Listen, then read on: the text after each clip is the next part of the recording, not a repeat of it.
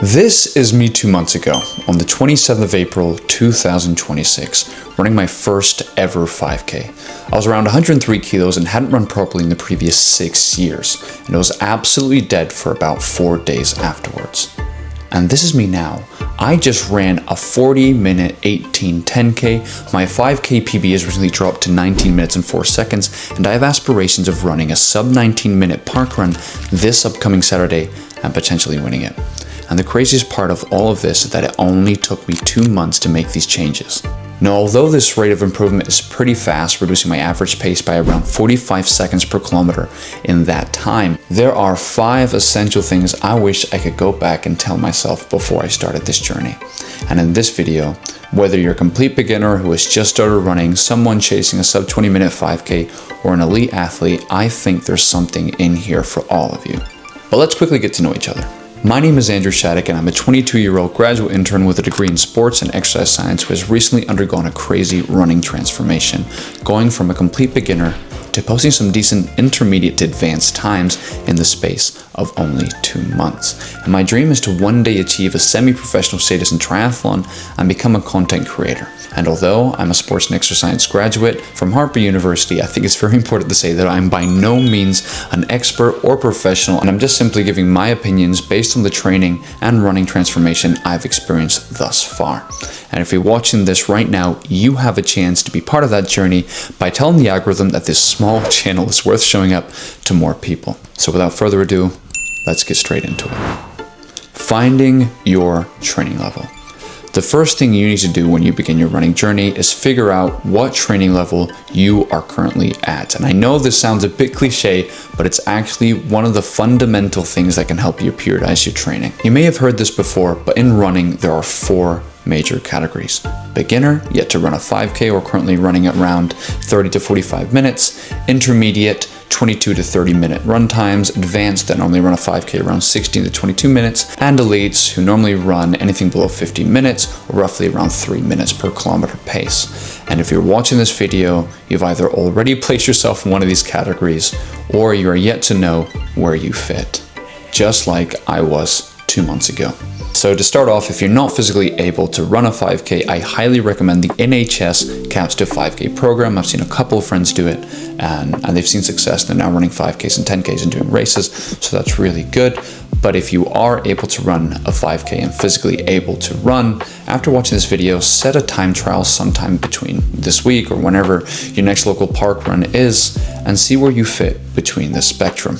Warning, make sure you warm up for at least 1 kilometer at around 60% effort before doing your first time trial alongside some dynamic stretches so you don't injure yourself before you've even started the 5K. And once you're done, complete a cool down jog and stretch afterwards so you don't feel like a frozen chicken nugget for the next week.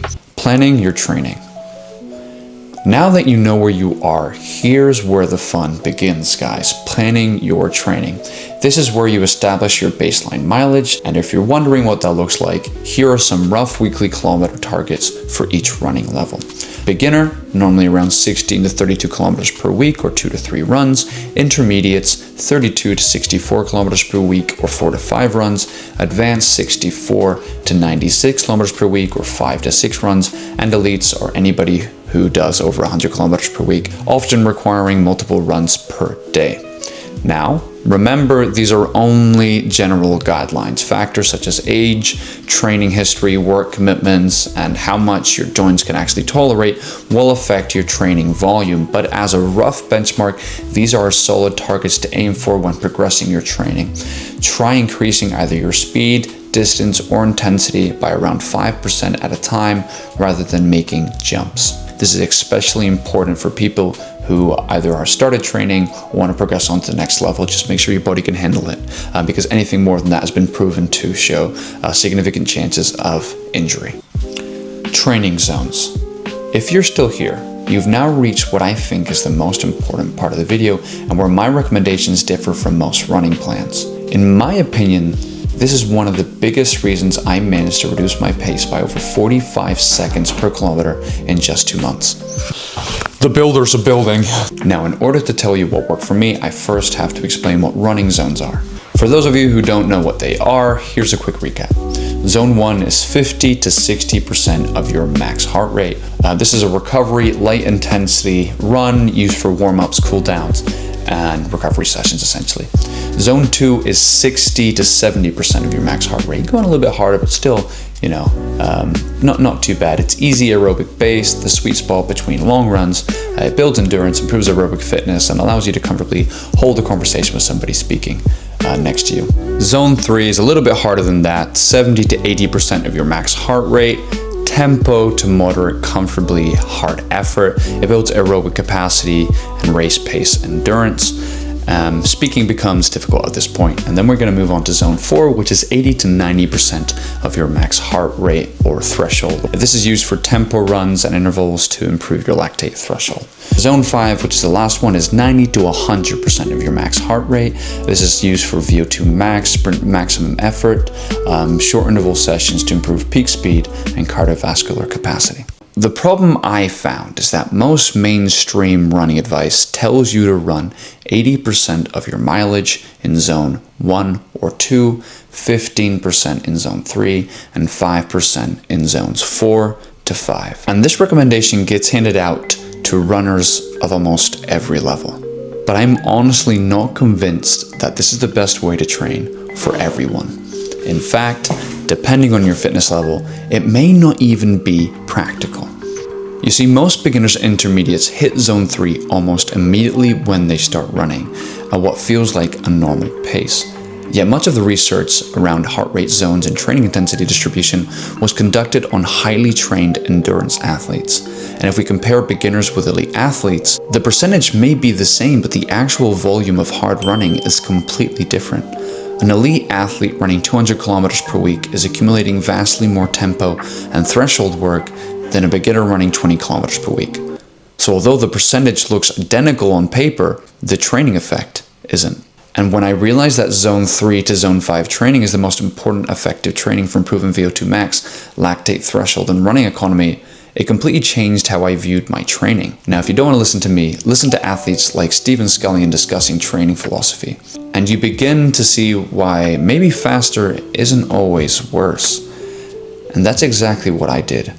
Rather than following the traditional 80-15-5 split, I adopted more of like a 30-60-10 approach. And this strategy, the 30-60-10 approach, helped me keep my heart rate higher, spent more time training in harder zones, and just in my third ever park run, I came top 10. And I don't think that's a coincidence.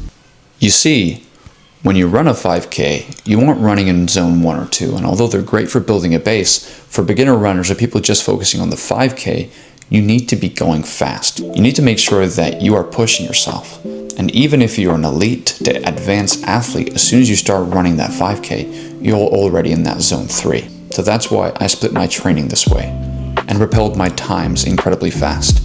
And although some people may argue that you need to build up a base before improving your times, I don't know if that's even possible for most athletes. And for me, it just didn't work. Pacing your 5K. So now you've got your running level, your weekly mileage, and your training split. What's the next thing I wish I knew before running my first 5K? Pacing. And oh my gosh, is this important? You can do all the training in the world, but if you blow up halfway through your race, none of it matters. So how should you pace your 5K then?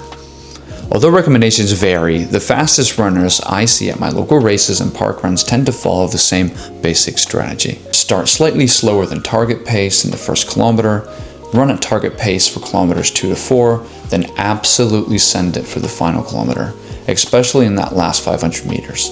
This is commonly known as the negative split. Now, do not sprint the start, increase your speed gradually and stay under control. The goal is to save an all-out effort for when you're about 500 meters from the finish line. And that final section is where races are won and lost. It's where I used to completely blow up, but now it's where I start passing the people who went past me at the beginning. And if you've ever run a 5K before, you know those type of people who overtake you quickly and then just completely burn out by the end of the race. This strategy just completely safety manages that, and you don't have to deal with that. And even if you did blow up, you'd be blowing up really close to the finish line and you can just dig it. And if you are one of those people and you go too hard too early, your heart rate, lactate threshold, and glycogen stores all leave the chat at the same time, and you'll spend the rest of your race desperately hanging on. And if I could go back in time and tell my former self these 5 things, it would have saved me a lot of stress. But the cool thing is, if I hadn't made those mistakes, run a way that didn't work for me, or pace my 5K where I blowed out like halfway through in my first ever 5K, I wouldn't have learned from them. So take it one step at a time, trust the process, and keep showing up. I'd love to hear your 5K times and running stories down in the comments, and remember to enjoy the journey, and I'll see you in the next one.